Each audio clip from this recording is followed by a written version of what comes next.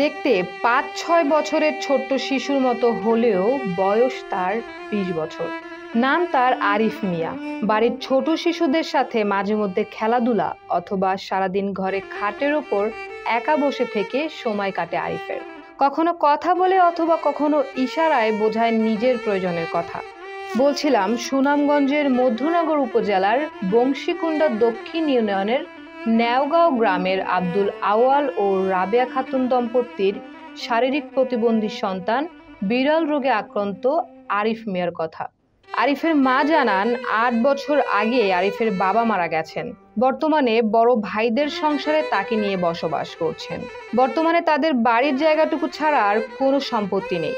ভাইয়েরা হাওরে মাছ ধরে অথবা দিনমজুরি কাজ করে সংসার চালান।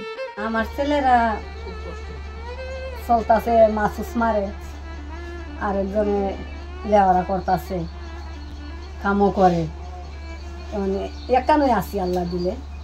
এলাকার বাসিন্দা অদূত মিয়া জানান তার জন্মের পর সুস্থ ছিল আরিফ। বয়স বাড়ার সাথে সাথে আরিফের উচ্চতা বাড়েনি। টাকা পয়সা না থাকায় ভালো ডাক্তার দেখাতে পারেননি তার পরিবার।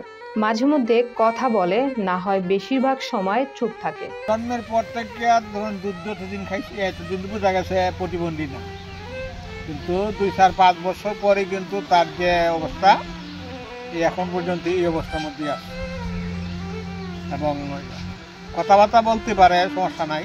এভাবেই আরিফ ভাইদের সংসারে বেড়ে উঠছে। জন্মের ১ বছর বয়স পর্যন্ত তার শারীরিক গঠন স্বাভাবিক ছিল। এরপরে বয়স বাড়লেও আরিফের শারীরিক গঠন একই রকম থেকে যায়। বিরল রোগে আক্রান্ত হওয়ার কারণে আরিফের শারীরিক বিকাশ ঘটেনি। অর্থের অভাবে চিকিৎসা করানো সম্ভব হচ্ছে না এ দরিদ্র পরিবারের পক্ষে।